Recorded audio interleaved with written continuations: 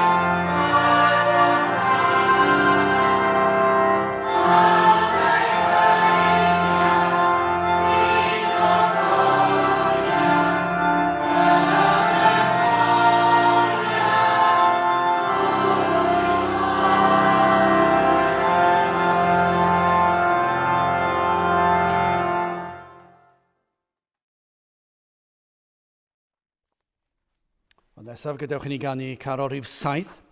Cydseiniwn lawen gan mewn hwyl yn fawr a man, ac na fydded neb yn drist. Dyna chi linell, ac na fydded neb yn drist. Am oes i ni'n byw ynddi, oes llawn o dristwch. Ac yna mae'n mynd ymlaen heddiw ganed Iesu Grist sy'n agos iawn at heddiw nawr yn hwyr ar noswyl y Nadolig, ond wrth i ni agosau at y Nadolig, heddiw ganwyd Iesu Grist. Ich ac asyn ger ei fron welir wrth y preseb llon, ganed ceidwad mwyn, ganed ceidwad mwyn. Ac yna mae'n mynd ymlaen yn yr ail bennill. Cyd seiniwn lawen gan, mewn hwyl yn fawr a man, Clywed naw newyddion mwyn Iesu Grist a ddaeth i'w dwyn, gan agored pyrth y nef, mwyach i'w rai anwylef, ganed ceidwad mwyn, ganed ceidwad mwyn. Ac yn arbennill olaf, dyma i chi cyd teinion lawen gan mewn hwyl yn fawr am an, nid rhaid ofni angau di, Iesu Grist a'n tywys ni. Dyna chi linell. Nid rhaid ofni angau di, Iesu Grist a'n tywys fri. Geilw ar holl y ddynol rhyw, ato ef i ddod i fyw, ganed ceidwad mwyn, ganed ceidwad mwyn. Dyna chi linellau wrth i ni ganu hon, gydewch chi'n ystyried y geiriau pam y dath Iesu Grist i'r byd.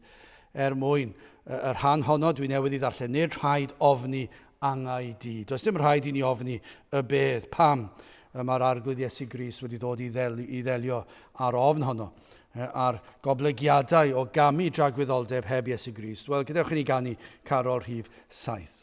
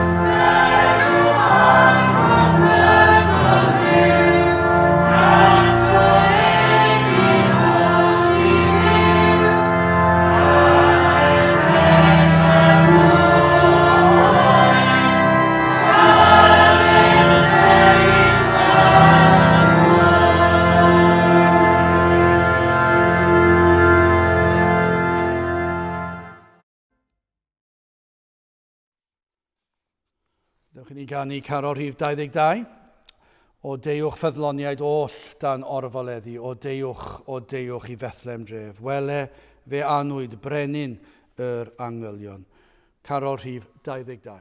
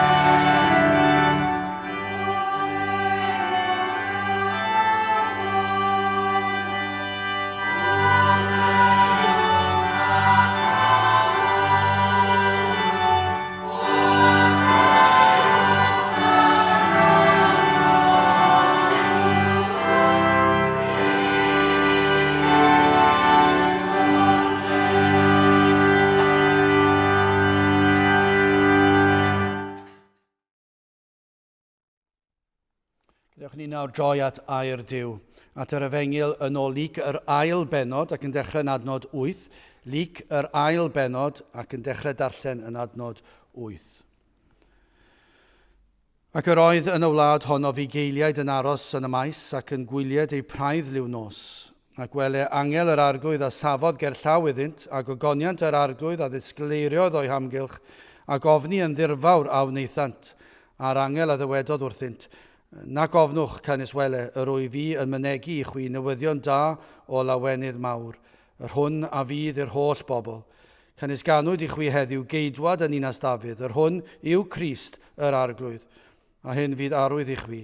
Chwi a gewch y dyn bach wedi rwymo mewn cadachau a'i ddodi yn y preseb, ac yn ddisymwth yr oedd gyda'r angel liaws o linefol, yn moliannu Duw ac yn dywedyd, gogoniant yn y goruchaf i Dduw, ac ar y ddeiar tangnefedd i ddynion, ac ewyllus da, a bu pan aeth yr yngylion ymaith oddi wrthynt i'r nef, y bugeiliaid hwythau a ddywedasant wrth ei gilydd, awn hyd Fethlem, a gwelwn y peth hwn a wneithbwyd, yr hwn a hysbysodd yr arglwydd i ni, a hwy a ddeithant ar frys, ac y gawsant Mair a Joseph, a'r dyn bach yn gorwedd yn y preseb, a phan welsant hwy a gyhoeddasant y gair a ddywedasid wrthynt am y bachgen hwn, a phawb ar ei clwsant, a ryfeddasant am y pethau a ddywedasid gan y bugeiliaid wrthynt.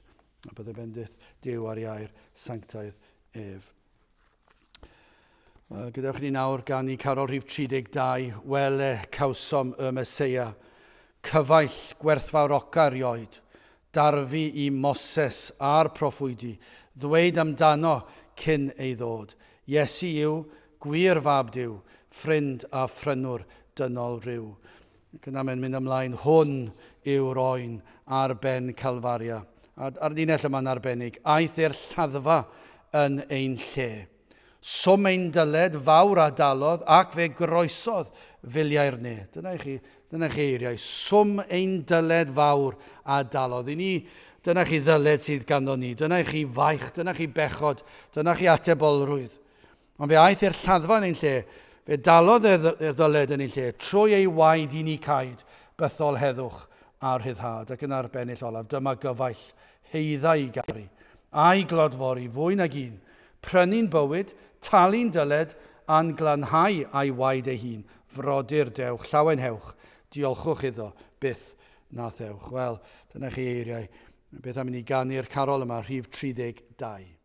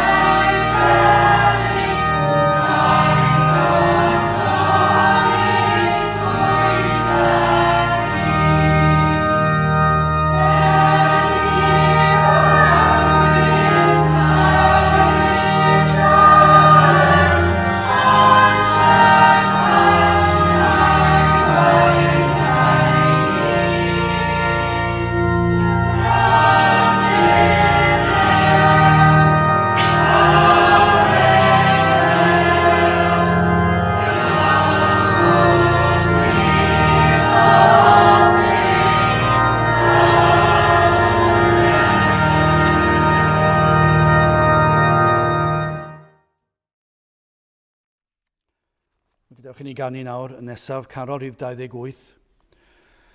Carol, fy nhad i gyfansoddi ar gyfer pan wnaethon ni baratoi y llyfryn yma, Croesawu'r Nadolig.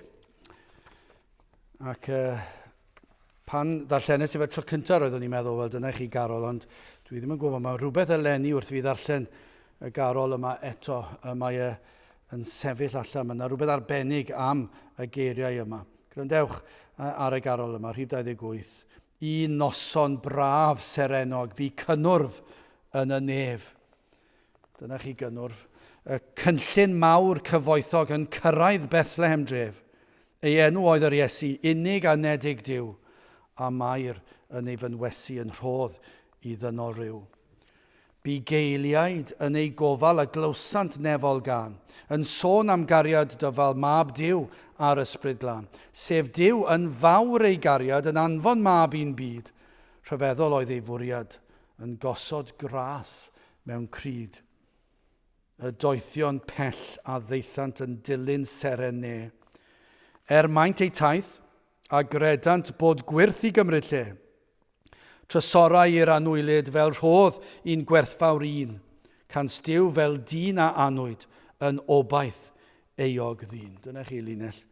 Can stiw fel dyn a anwyd yn obaith eog ddyn. Dyna chi gobaith sydd i ni yn yr arglwydd Iesu Grist. Ac yn arbennill olaf, y baban cysgain dawel mewn cryd dinod a llwm.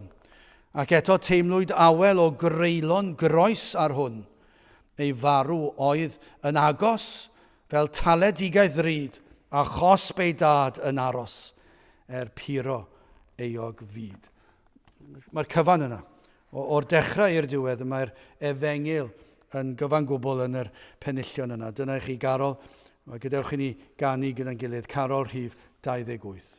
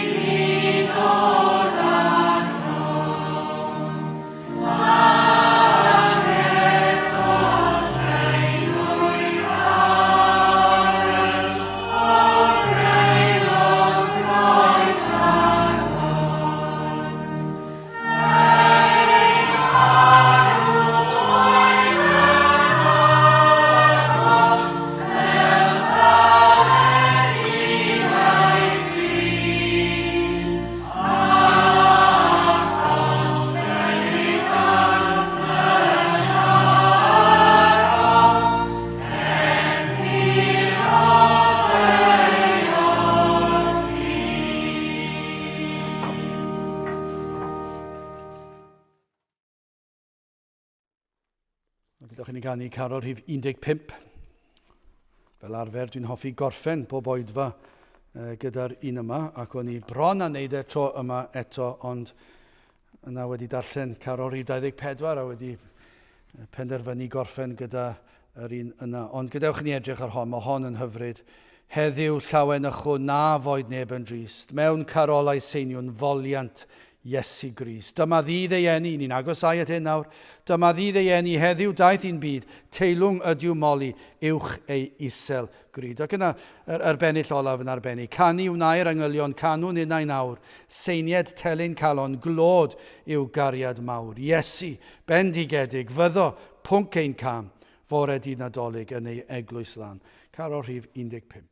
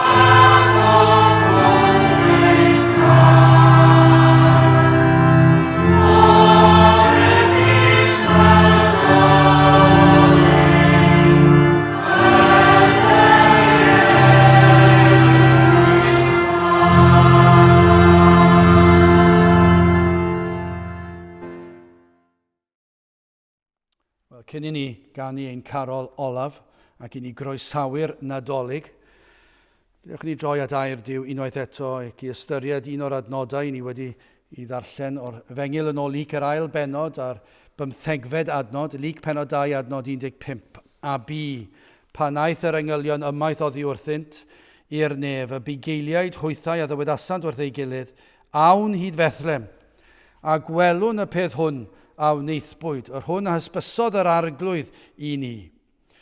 Dyna i chi adnod. Dyma i chi adnodau yn yr ysgrythyr yn disgrifio digwyddiadau goruwch naturiol, rhyfeddol. Ond dwi am ofyn cwestiwn, ydych chi'n gallu dweud bod yna adeg wedi bod yn eich bywyd? Yr ydych yn meddwl efalle bod yr arglwydd wedi bod yn siarad â chi? Falle ydych chi'n meddwl nôl dros y blynyddoedd ac yn ystyried a oedd Duw yn agos. Yn siŵr byddai'n rhai yn cydnabod, falle ddim i eraill, ond falle wrth i chi wrando nawr, falle bod chi'n gwybod am beth dwi'n sôn. Bod na rhywbeth, bod yr arglwydd yn agos. Bod chi'n deall bod yr arglwydd yn agos, ond bod chi'n, beth bynnag yw eich syniad chi o agosatrwydd Duw tuag ato chi, bod chi'n meddwl bod yr arglwydd yn agos. A gall hynny fod yn eich cydwybod, efallai bod yna rhywbeth ddigwyddiad, rhywbeth chi wedi gwneud yn anghywir, a falle bod chi wedi cael eich dal, efallai ddim wedi cael eich dal, ond mae eich cydwybod yn pigo ac yn eich tynnu chi lawr ac chi'n ofni canlyniadau eich pechod, ac yna falle bod yna rhywbeth wedi peri chi sylweddoli fod yn anghywir, ac am eiliad efallai bod chi wedi ystyried, a yw Duw yn siarad â fi? A yw yn fy argyhoeddi? A Duw sydd yma yn peri mi deimlo'n euog? Falle rhywbeth felly oedd e. Neu gallai fod trwy ei air. Efallai eich bod wedi darllen gair Duw, y Beibl. Efallai rhywun wedi rhoi rhyw ddarn o bapur i chi gydag adnodau arno fe. Falle mae dyna oedd wedi peri i chi oedi am eiliad ac ystyried ac falle bod wedi ysgwyd chi bod yr adnodau yn eich dwysbigo chi. Neu falle trwy wrando ar bregaeth, mae yna sawl un siwr o fod. Byddai'n gallu tystio i hyn. Sawl un sydd wedi troi cefn ar yr arglwydd Iesu Grist. Efallai petai nhw'n onest yn cydnabod fod yr arglwydd wedi bod yn agos i chi mewn oedfa. Bo chi wedi mynd i gapel efallai fel plentyn, neu efallai rhywun wedi'ch gwahodd chi, ac am eiliad bod yna rhywbeth bod chi'n teimlo fod y pregethwr yn siarad amdano chi. Eich bod chi'n teimlo fod y neges wedi gyfeirio ato chi. Neu falle bod chi'n teimlo bod Duw yn eich gweld chi. Yna yn y capel, ei fod yn gweld ac yn gwybod y cyfan amdano chi, a bod chi wedi cael y teimlad yna. Neu falle bod wedi'ch ysgwyd gan y neges, eich argyhoeddi, eich perswadio am gyfnod efallai o wirionedd y neges. Efallai mai dyna beth oedd e, bod gwirionedd y neges oedd yn cael ei ffrigethu, eich bod chi wedi'ch perswadio, falle bod hwn yn gywir. A difrifoldeb eich sefyllfa, fod e wedi bod yn real iawn i chi, a bod chi wedi bod yno yn yr oedfa, yn gwrando ac yn ystyried, ac nawr yn teimlo, falle bod hwn yn wir wedi'r cyfan, a bod ofn wedi dod drosto chi. Gallai fod yn rhywbeth fel hyn hefyd. Efallai bod rhyw ddigwyddiad yn eich bywyd, digwyddiad ysgytwol wedi digwydd. A beth gall hyn fod? Gallai fod yn salwch, mae hwnna'n sicr, ond nid yw hwnna'n gallu bod yn rhywbeth sydd yn eich ysgwyd chi. Salwch bersonol neu salwch yn y teulu, ac bod chi'n ofni, a bod chi ddim yn siŵr beth yw diwedd y peth, a bod hynny wedi'ch ysgwyd chi. A bod chi'n teimlo efallai bod Duw yn siarad â chi, ac yn rhoi rhybydd i chi i ddeffro ac ystyried. Efallai mae damwain oedd e, damwain efallai fel plentyn. Efallai eich bod chi wedi'ch achub gan rhywun, bod yna rhyw beryg, efallai mewn rhyw sefyllfa, ni'n gallu meddwl am sawl sefyllfa, damwain ar feisydd chwarae, neu efallai damwain ar y lôn, damwain yn y môr, mewn pyllau nofio, pob math o sefyllfaoedd. Ac efallai bod yna rhywun wedi bod yno, lle efallai dydyn nhw ddim bod wedi bod yno, ond mi roedden nhw yno, ac yn gallu ymestyn allan i breichiau. Dwi'n aml yn meddwl am yr hanes yn Niagara ar yr afon honno, lle mae'r dibyn anferth yna, os i chi yn mynd dros yr ochr. Does dim gobaith fel arfer. Yn cofio clywed am y teulu bach yma. Wncl, ac yna 2 blentyn, un tua, dwi'n mynd siŵr beth oedd i oedran, tua 5, ac y ferch yn hŷn yn ei harddegau. A'r cwch yn mynd i drybeini, ac yna'r wncl yn mynd dros yr ochr, ac y boddwyd. Ond yna'r bachgen bach yn mynd dros yr ochr, ond yn wirthiol. Y pobl yn y cwch ar waelod y dŵr fyna ac yn gweld yr holl beth yn digwydd, gweld bachgen bach wedi dod i'r wyneb. Fel arfer yn cymryd 30 cyn bod corff yn dod nôl lan. Ond yn yr achos yma fe ddath y lan yn syth. A mae'n anhygol. Ond y ferch, oedd hi'n agosau at yr ochr. Ac yna fe welwyd hyn gan bobl ar y lan ac ymestyn allan i breichiau. Petai nhw ddim wedi gweld hi, bydde hi wedi mynd drosodd ac mi fydde hi siŵr o fod wedi boddi. Ond achubwyd hi, gyfeilwyd yn y fraich, ac yr oedd hi wedi cael ei thynnu mewn i ddiogelwch.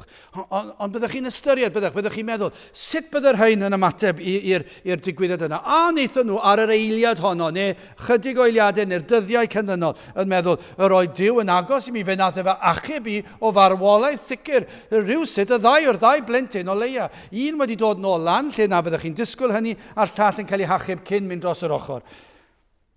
Ac eto, dwi'n gwybod, dwi wedi clywed nhw yn siarad am y digwyddiad blynyddoedd, wel, clywed nhw'n sôn am y digwyddiad blynyddoedd yn ddiweddarach, a dim cyfeiriad at Dduw o gwbl. Damwain, neu bron iawn damwain, ysgytwol, achubiaeth, ac eto, heb ymateb.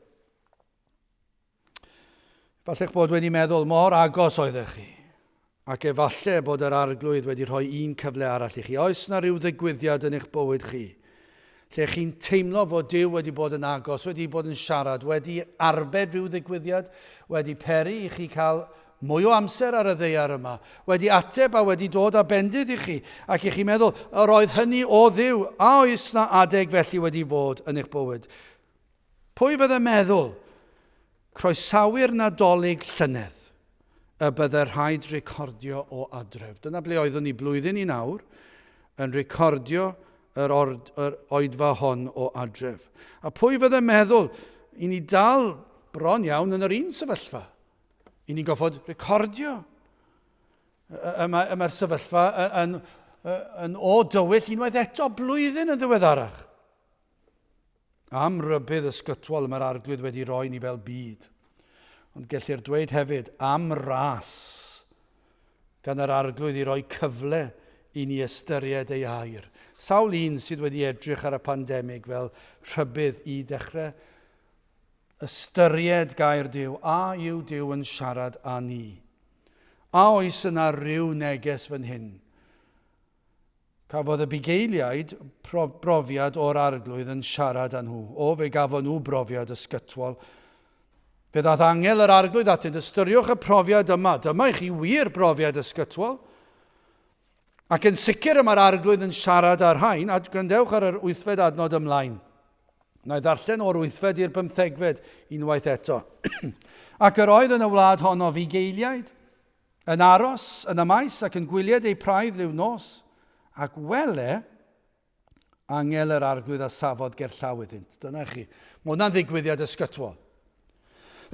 Ac ogoniant yr arglwydd a ddisgleirio ddoi hamgylch ac ofni yn ddirfawr a wneithad. Fe nath ei hysgwyd nhw, fe wnaethon nhw ofni. A'r angel a ddywedodd wrthynt, nac ofnwch canis wele yr wyf fi yn mynegu i chwi newyddion da o lawenydd mawr, yr hwn a fydd i'r holl bobl. Canis ganwyd i chwi heddiw, geidwad yn Ninas Dafydd, yr hwn yw Crist yr arglwydd, a hyn fydd arwydd i chwi. Chwi a gewch y dyn bach wedi rwymo mewn cydachau, a'i ddodi yn y preseb, ac yn ddisymwth yr oedd gyda'r angel liaws o linefol yn moliannu Duw, ac yn dywedyd gogoniant yn y goruchaf i Dduw.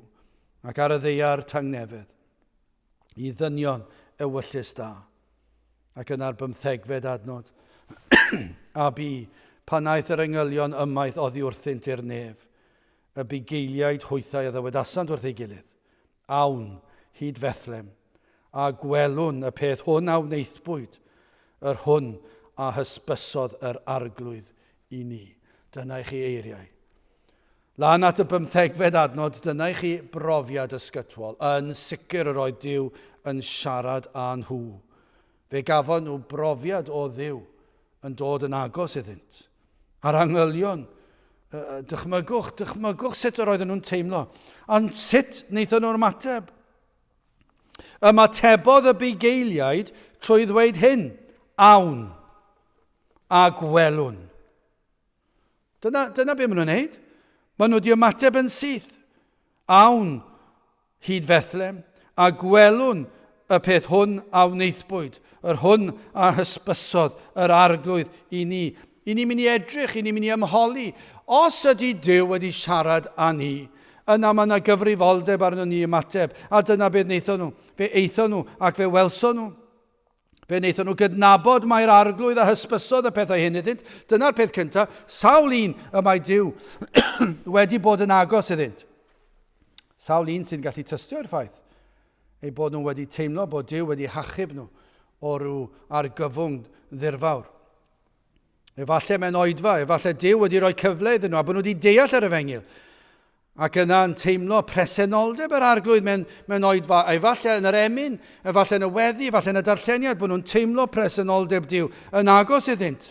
Ond yn ar ddiwedd oedfa, falle bod ffrind ydyn nhw wedi dechrau siarad â nhw, neu'r ffôn symudol ar rhyw neges destun, ac yna wedi tynnu'r cyfan i ffwrdd, ac yna anghofio'r cyfan.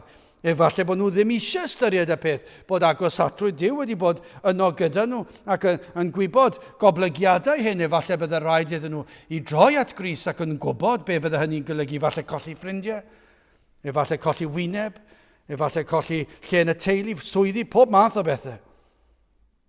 Ond be nath y bugeiliaid? Fe wnaethon nhw gydnabod mae'r arglwydd a hysbysodd y pethau hyn iddynt. Fe wnaethon nhw'n syth. Ddirnad o ble oedd y profiad yma.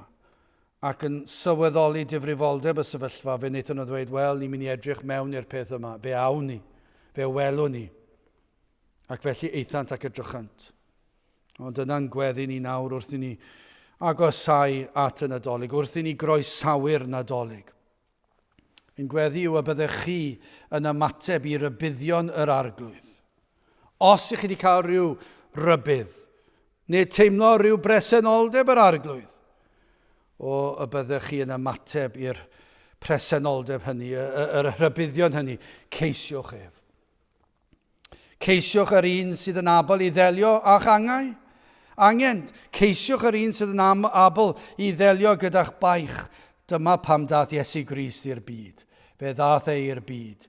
I faddau pechodau, i ddelio a'n camweddau ni. Fe ddath i dalu'r pris. Fe gymerodd ein cosb ar y groes. O, byddech chi'n ei geisio fe. Ie, i ni'n sôn am y preseb amser yma'r flwyddyn, ond yn cyfeirio at y groes. O, byddech chi'n dod at groes Iesu Grist. Ac y byddech chi'n ymateb i'r agosatwyr. Dyna chi ras, dyna chi gariad fod yr arglwydd yn dod yn agos ato chi. Dyna chi gariad fod yr arglwydd yn eich rybuddio chi. O, byddwch chi'n dod ato. Ac y byddwch chi yn ymateb fel y gwnaeth y bugeiliaid. A pan aeth yr angylion ymaith oddi wrthynt i'r nef, y bugeiliaid hwythau a ddywedasant wrth ei gilydd. Awn hyd Fethlem a gwelwn y peth hwn a wneithbwyd. Yr hwn a hysbysodd yr arglwydd i ni. Gadewch i ni weddio. O Dduw, i ni yn diolch i ti am dy ras ac am dy gariad, ac yn gweddio, Dduw, y bydd yr ysbryd glân ar waith nawr, wrth i ni groesawu'r Nadolig, wrth i bobl ddeffro yn y bore ac yn dathlu ac yn rhoi anrhegion ac yn mwynhau'r dydd. O Dduw, i ni'n gweddio, bydd na rai yn dy geisio di, ac yn dod ac yn ymateb i dy agosatrwydd di, i ddfraich estynedig, terdd gweithio yn rymus yn ein plith. I ni'n gofyn hyn oll trwy enw ac heiddiant ein harglwydd Iesu Grist. Amen. Wel, gadewch i ni orffen ein gwasanaeth trwy canu'r carol rhif 24. O dyma eich eiriau, mae'n bert i wrando ar y geiriau, ond mae'r efengil yma rho'n foliant o'r mwyaf i Dduw y goruchaf, am roi ei fab a nwylaf yn blentyn i fair, i gymryd ei natur a'n dyled a'n dolir, i'n gwared o'n gwewyr a niwair. Ac yna drychwch ar y bennill olaf, gwahoddwch y tlodion, a'r clwyfus, a'r cleifion, a'r gweiniaid, a'r gweddwon, a chroeso i'ch gwledd, o barch i'r Meseias, a'n dwg ni yw deyrnas, i gadw gwyl addas heb ddiwedd. O dyna chi wahoddiad. O y byddwch chi'n ymateb i wahoddiad yr efengil, i ddod at yr arglwydd Iesu Grist, ac i ymuno yn y moli a canu, i ddiolch iddo fe am yr efengil sanctaidd. Wel, gadewch i ni ganu carol rhif 24. Gloria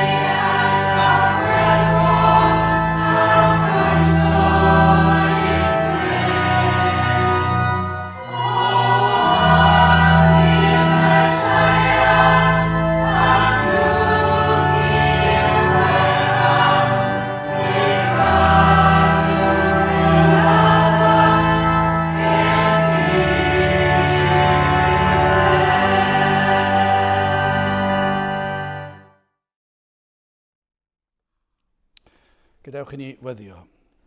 A nawr bydde di ras ein harglwydd Iesu Grist a chariad Duw a chymdeithas yr ysbryd lan fod gyda chwi oll hyd byth. Amen.